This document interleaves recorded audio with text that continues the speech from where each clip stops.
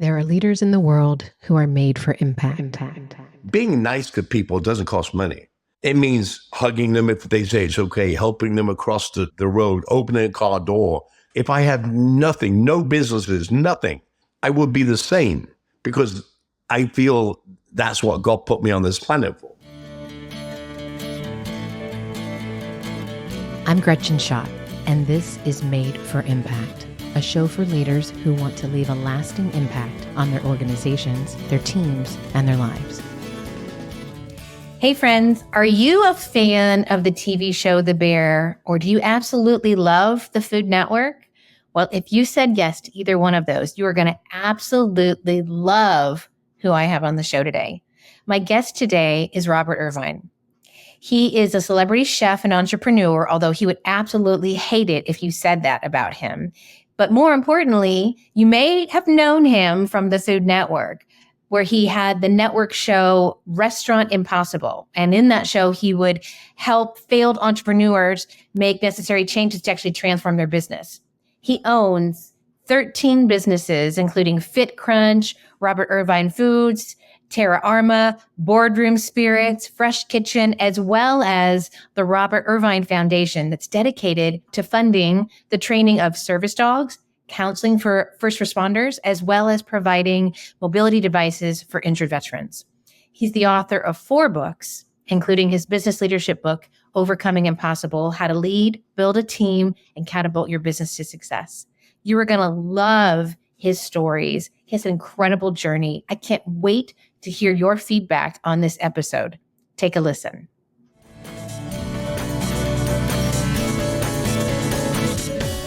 Robert, thank you so much for being on the show. I'm so grateful you said yes. Well, I'm really excited and intrigued and fired up, really. So let's go. Let's go. All right. So for my listeners that probably already know who you are, I want to ask you, how would your wife and daughters introduce you to me? What would they tell me that you do?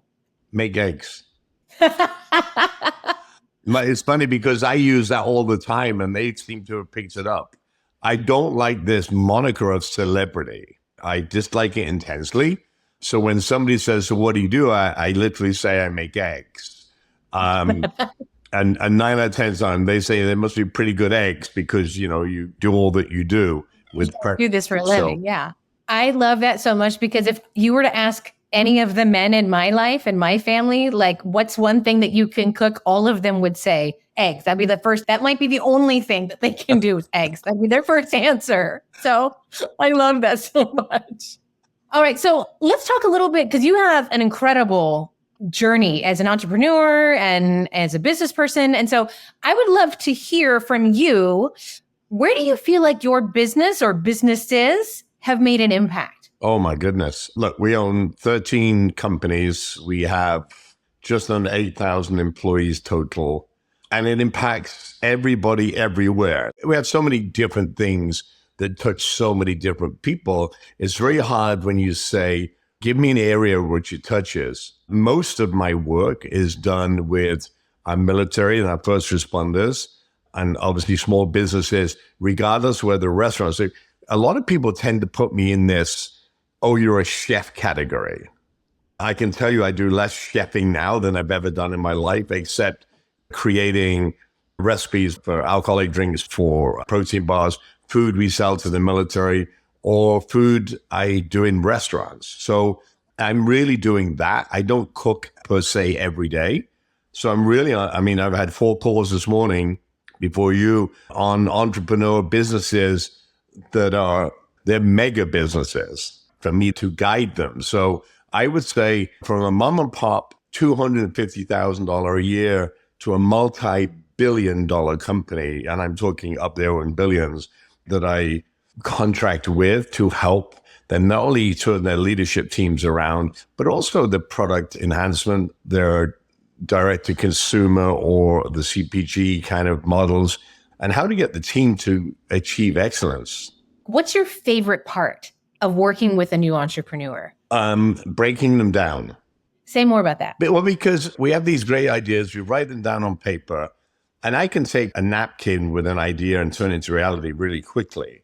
But you have to think of certain things, and it really upsets me when I go to classes And they say, where's your business plan? Where's your profit and loss statement?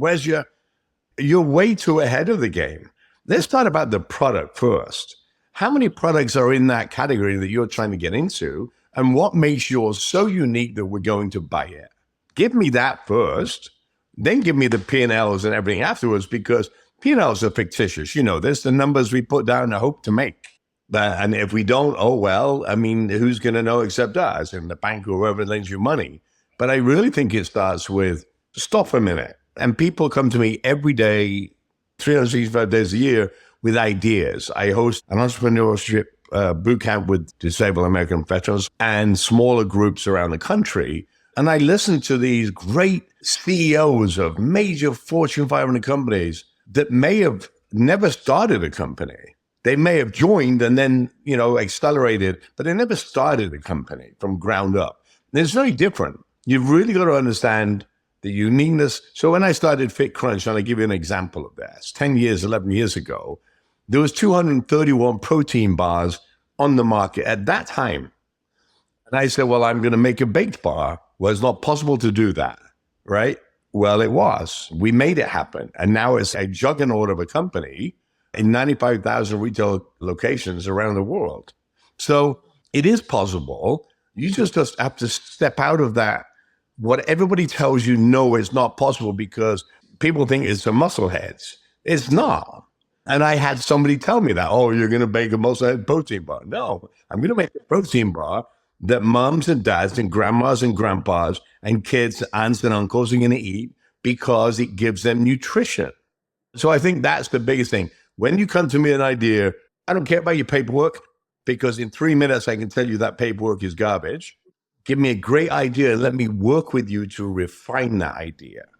What would be interesting, I think, for some of my listeners to hear is what made you start, right? So as you mentioned, people want to put you in this category of like as a chef, right? Or celebrity chef. But you have clearly expanded beyond that with all of these businesses that you own and that you advise. You have a foundation. So like, what made you want to start?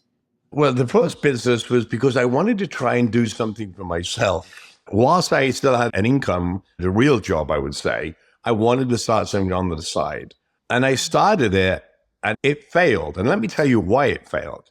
Not because of anything I did, because I went to a manufacturer who was the largest manufacturer of hamburgers in his country to spin or coat flat iron steaks for me so I could sell to the military. They got listeria, closed the plant, end of my business. I don't mind failure, because now I know not to put all my eggs in one basket. In fact, from that, a lesson came out of it. Own the production facilities, own the distribution, own the network. And that's what we do with all my businesses. Do you think that you were always someone that was good with failure, or is that a muscle you kind of had to strengthen? I think it's a muscle you have to learn. Nobody likes failure. But I write a lot about, look, there's no new inventions. They're just rehashed inventions of what somebody did before and it didn't work, right? So you tweaked it a little bit. AI, we've been doing AI for 30 years. And then all of a sudden now it's the hot new thing. And everybody's afraid of it. Yeah, but it's not new. You can pick any business. It's taking something and revitalizing it and putting your spin on it, just like a dish is when you cook. There are 1,000 chefs. They all cook different than me. But what makes me different? My style, my uniqueness. That's the only thing that makes me different. When people say that, oh, there's nothing new, Joey Magano is a prime example. Put a piece of felt on a coat hanger, painted it, and made $1 billion on it, right? When people say there's nothing new, that's, there's always something new. There's always something that you can figure out to be better. You mentioned you don't cook very often anymore. What has to happen for you to get in the kitchen and want to be cooking in the kitchen right now? Well, the only thing I do right now, cooking-wise, I was just in Erie, Pennsylvania last 2 days, cooking for our men and women, our first responders that wear the cloth of our nation. So I visit about 150 days a year. I'm abroad, just come back from Estonia, Latvia, Lithuania. I will cook for troops. I will cook for first responders, doctors, nurses, teachers, all those people that give so much and get so little in return. And I find that sad. So every time I get a chance to go to a base, which is 150 days a year, no matter where it is, or a warship. I was just on the Eisenhower when she was on her way to Israel. Now she's back. Anytime I get a chance to be amongst those folks and tell them that, hey, I care, and a meal cooked by me, whether it be a hot dog, a hamburger, a piece of chicken, no matter what it is me taking my time out of my day to cook something from my heart for you. And I think that's the pride I have in everything we do. Spending so much time with our first responders and these individuals who are just essential to our freedom and so many things, what is something that you wish more people knew, or what would be a message that you would share about a story that you've heard that you think is just super important that we start paying attention to? There's a couple there, Gretchen, I want to share. Number one is we have young men and women, 18 years old, handling $200, $300, $400 million worth of equipment. And no other Fortune 500 company would have put a 19-year-old male or female. By the way, I sat with a female 21 years old F-15 pilot on a wing of her plane for an hour talking about her life and what it was like. And I think the American people don't see those stories. We don't tell them enough. And then on the other side, I see young men and women that want to do great things, just they don't have the opportunity. They say, oh, get diplomas, get degrees, get this and you get a chance. But it costs money, it costs time. And a lot of our lower income families can't do that. So for me, it's about how do I help that young person who wants to become a nurse, go to nursing school when their parents can't afford it. I'm all about chances. Because if you don't have chances and you don't have luck and meetings, we all end up pretty much doing this gerbil roundabout kind of thing where we keep spinning our wheels and nothing happens and we get fed up and we give up on our dreams. In addition to all of this wonderful work you've done with your foundation and the restaurants, you also have written many, many books. And one that I had the privilege of getting a copy of was Overcoming Impossible. And I want to talk a little bit about that. So in your book, Overcoming Impossible, you have 9 chapters that focus on business planning and mindset work. So I'm curious, what inspired you to write this book? And how does that title reflect your personal philosophy? First of all, before I answer that question, do you have the book close to you? I had it open. I've got it closed now, but I can open it up. I want you to open up, and there's a little paragraph in there. I want you to read that for me. It's the first paragraph before you even start reading. Before I even start reading. Okay, give me 1 second. I'm going to pull it up now. Also, it starts with, for anyone. Yes, for anyone who ever looked up at the stars in the night sky, thought of the thing they always wanted most, and whispered, someday.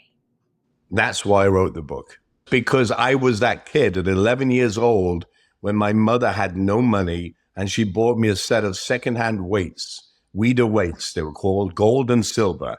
And I had a magazine of Arnold Schwarzenegger. It was an old one. And I said, one day I want to look like that, or at least be like that. And that was my goal at 11 years old. And I think for me, writing this book, through COVID, I was on the road. We did 66 episodes of television on the road through COVID. We were the only ones, 4 buses on the road, having fun. I mean, having fun making TV and saving people. But I couldn't get to everybody. I can only do 1 restaurant physically a week. I talked to 1,000 people this way a week, but I wanted to give them something that they could cling on to. And that's why there's a lot of restaurant stories in there. But they actually are parallel to business in general and family life. So I think there's 4 things that I believe makes great businesses and great leaders. Number 1 is empathetic leadership. What does that mean? Because empathy, people feel is a weakness. It's not. It is not. And I give you an example. I have to know that Julie has an autistic son and he's had a bad day and she's come to work and she's not performing the way she should perform. I need to recognize that and say, hey, is everything okay? What's going on with your son? Do you need to go home? Do you need something from me? What can I do to help you? That's number 1. Why? Because I get great employees knowing that that I care about their family and them. I'm not taking the money away. I'm still going to pay her, but I need to know that. Or that somebody's granny fell down and they hurt themselves. Because the workforce, we have to trust them as much as they trust me. And that's my second point. It's empathetic leadership. It's trust. It's having no egos. That's management and employees. And then the last one, which I find almost mind-boggling to me, is authenticity. Being the same person every day of your life. They know what to expect. If you're angry, you know you're angry. They know you're angry and it's real. If you're upset, they know you're upset. If you're happy, they know you're happy. There's no up and down in that environment, which makes a workplace so positive and so much lighter. They're the 4 keys to success. Forget making money, because if you do the right things, then money will always follow. Absolutely. Where do you think you kind of honed those skills and authenticity? Because I think people listening to this would be like, yeah, of course that makes, be empathetic, trusting. And yes, I definitely want to be authentic. But I think a lot of leaders struggle with all 3 of those things. Yep. Because the image that they have of what a leader is, and then how they see themselves maybe don't always align. So what are some tips or strategies or best practices you would say to a leader that's maybe struggling with some of those things? How would you treat your family? Would you talk to your son or daughter or wife, mother, brother, sister like that? Yeah. You know, vulnerability. I've cried 1,000 times on national television. Am I ashamed about it? No, I'm actually proud of it because it meant something. It's okay to show vulnerability. It's okay to show fear. It's okay to not know something. So a lot of leaders, and I find them, look, I deal with them every day. They put on this front because, number one, they're not informed. Number two, they're afraid they might say something wrong, especially in today's society, because you get canceled tomorrow for saying the wrong thing. And I think that's changed the way in which we lead. I mean, look, when I grew up in the kitchen, I started cooking at 11 years old. And I had knives thrown at me, tea cups, pots, pans. Good luck trying to do that today.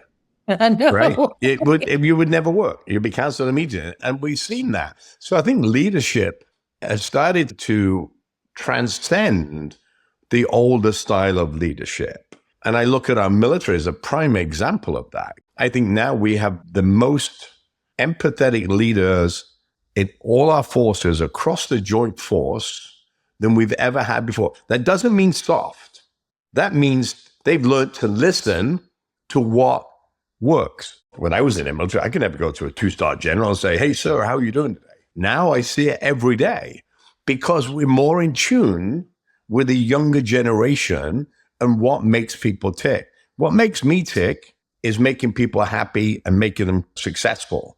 My job is to make my guys successful and my girls successful in what they do and achieve their goals. That's my job as an owner, as a CEO, as a chairman, whatever you want to call it, because I hate names. But that's our job. Yes, we have to be successful in business, but we also have to take the next step to help other people be successful too. Yeah. Can you share maybe a defining moment where you felt like something was truly impossible, but you found a way through it? I can tell you just this week, yesterday, in Erie, Pennsylvania, I put on a concert for the whole city of Erie with a headliner that I could never thought I could put there to raise money for the police department, the fire department, the EMTs. I saw something that I hope that your listeners can check out, but it's called the Police Athletic League. They run this whole program with kids, educating kids. It's like the modern day version of community policing. Then I went to a school, a high school, and watched 45 kids with a fire truck outside, an ambulance outside, and they were being trained into mouth-to-mouth, into how to be a firefighter, how to run hoses, more of a vocational school, but it wasn't a vocational school. And I asked them, I said, so who wants to be a firefighter? Who wants to be this? Who wants to do this? Every one of them people, the 45 people in that class, I was so proud, wanted to be in a community service business, whether it be the military, the firefighter, police officer, doctor. And the person I was with, who had no idea, when we walked in the classroom, the instructor was the person that saved his life when he had a heart attack He came in ambulance and saved him. So those moments that happen to me every day. I was in Afghanistan 10 years ago, been there 18, 19 times, Afghanistan, Iraq, in a place called Frontenac, did a dinner for some soldiers, but the base got blew up 2 weeks prior to that, and there was no protection. I did a meal, and a couple of weeks ago, I met one of the guys that ate that meal, and it changed his life. And it was as simple, in Afghanistan, we had steak and lobster, right? Figure it out. So moments like that, to me, I call them infectious moments, because if I affect somebody, meaning I buy somebody a cup of coffee, maybe a meal, or buy a pair of shoes because they can't afford it, or they choose to live on the street, or I get them into a halfway home, or whatever it is, they go forward and pay it forward. That's what I mean by infectious. And to me, if you do one good deed a day, and that translates to 3 or 4 more, when you go to bed, it makes you feel absolutely like, it blows my mind, the power.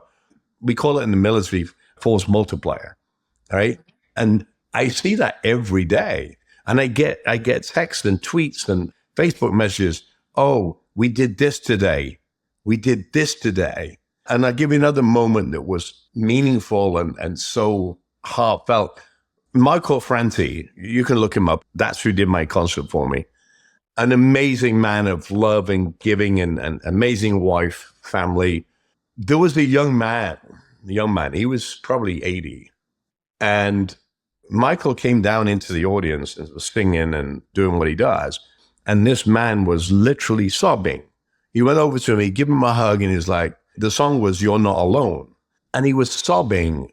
And Michael just went up to him and just hugged him and said, are you okay? He said, I'm just, I'm overwhelmed and this. Michael went on, I give him a card. We helped that guy that same day. And it doesn't cost money. Being nice to people doesn't cost money. It means hugging them if they say it's okay, helping them across the road, opening a car door, listening can save somebody committing suicide. I mean, there's just so many things that excite me about life. If I had nothing, no businesses, nothing, I would be the same, because I feel that's what God put me on this planet for. Yeah. Oh, I love that. I love that. I want to go back. You had shared that you hear proposals, pitches all the time, people giving you ideas all the time. So if I have someone listening to the show right now and they're thinking about, like, I need to get ready to do a pitch and I'd love to be in front of somebody like you, what would you say are maybe 2 or 3 things that you are paying attention to for you to decide this is someone I want to invest more time in versus someone I want to say, thank you, but no? I think the first thing is how much time they've been working on the project. Is it a 24-hour scribble down a thing, might work, or is it a year? Is it 3 months? Is it whatever the time frame is? And have they thought out every possible scenario for that business? I don't even care about money. I don't care about P&Ls. What if, who is, meaning who's the consumer, and where to? Where's it going to be sold? And what's the price range? All these things. Have you thought about what you really want to get into? And I can tell you this morning, and I have no problem, I won't tell your name, but a big shipping company, I mean a huge shipping company, buying ships to support our DOD. How do you do that? You come to me, you say, oh, look, these are the ships. This is why we're doing this. And it can be shipped, it can be moved from fuel to water, dry goods to tanks, to all the thought process of what this one thing can do in the water. And how much is it going to cost to build it or to buy it? What is its trajectory of journey? In other words, it can sail this, and this is the amount per mile or miles that we sail. They have thought about their business.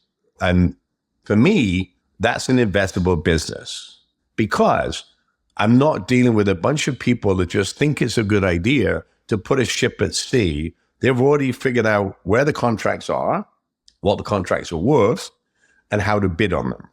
So all I have to show them is, okay, this is how you do RFPs. This is how you do this. This is how you do this. And this is the steps you need to take to get from that thought process on paper to that ship in the harbor being loaded.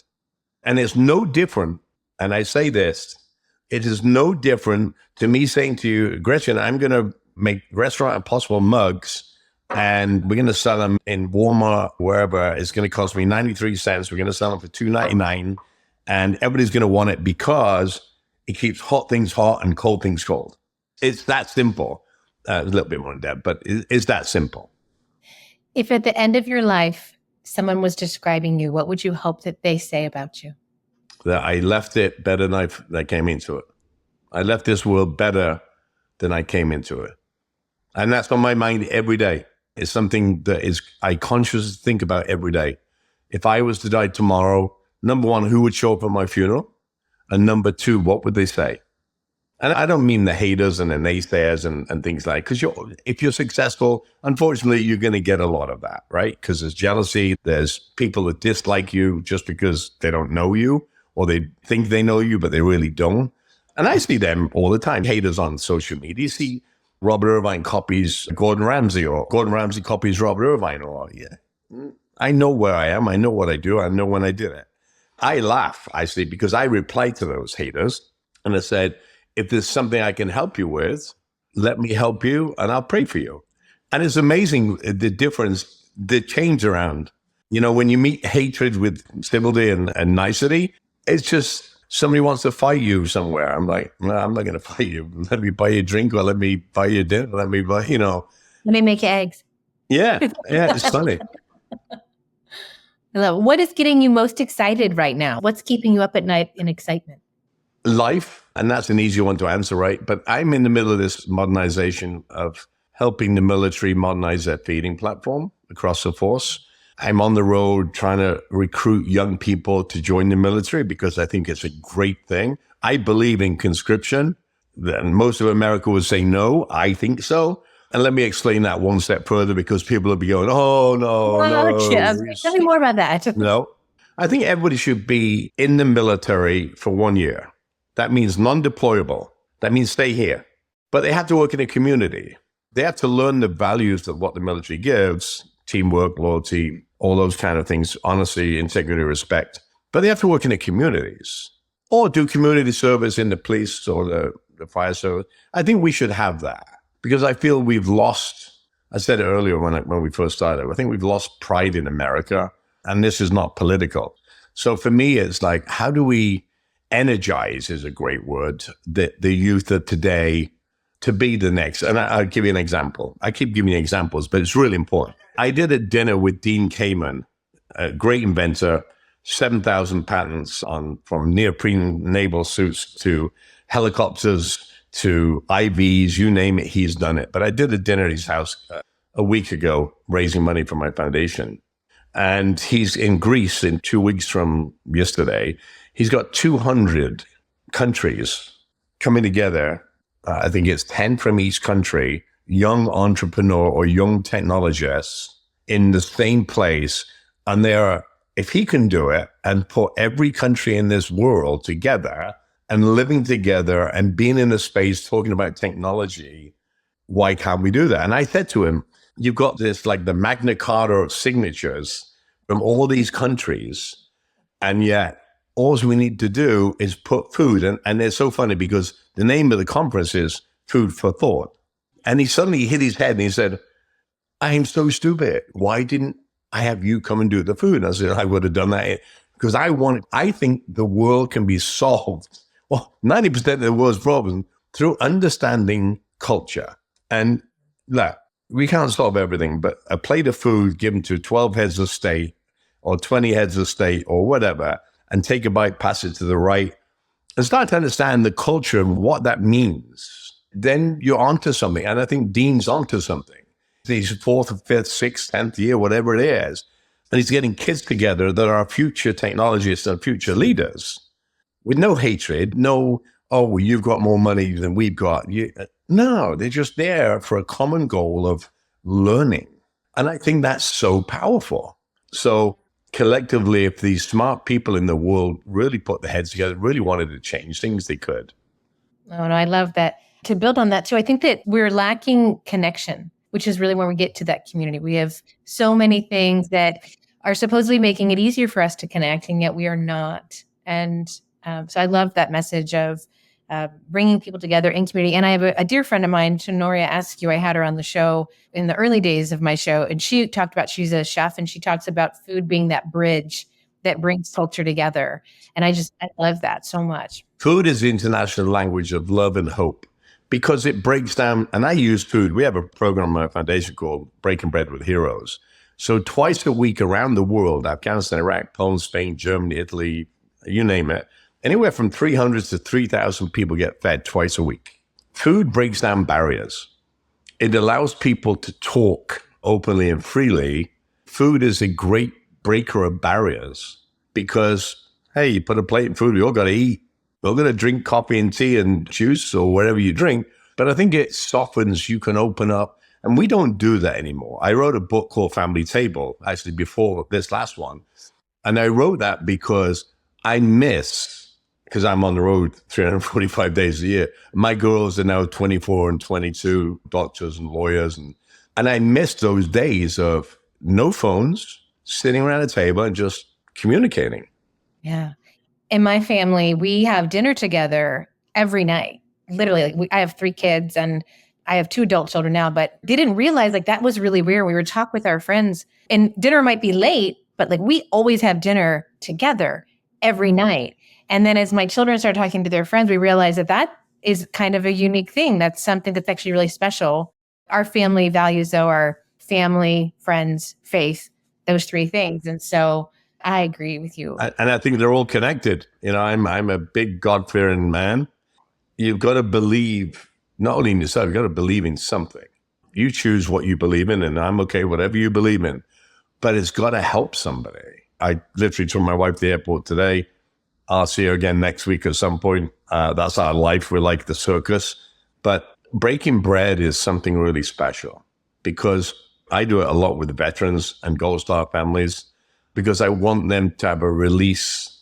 They won't talk to their family members. They'll talk to other veterans. They won't talk to family members. So for me, food is a way in to crack the code. I just had a young man, and I just found out this morning, 3 weeks ago in Arizona, his wish was to cook with me. I had very, very terminal cancer. He actually passed away yesterday. I just found out this morning. But he cooked for me for the day, and I let him take all the accolades, all the praise, all the pictures, all the things that people do. And he passed away yesterday. And his mother said to me this morning, all he could talk about was cooking with you. And that to me is really, really special. Yeah.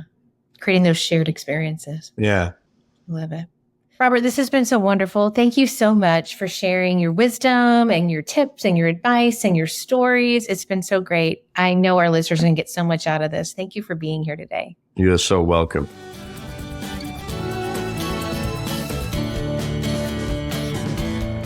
Did I tell you or did I tell you, right?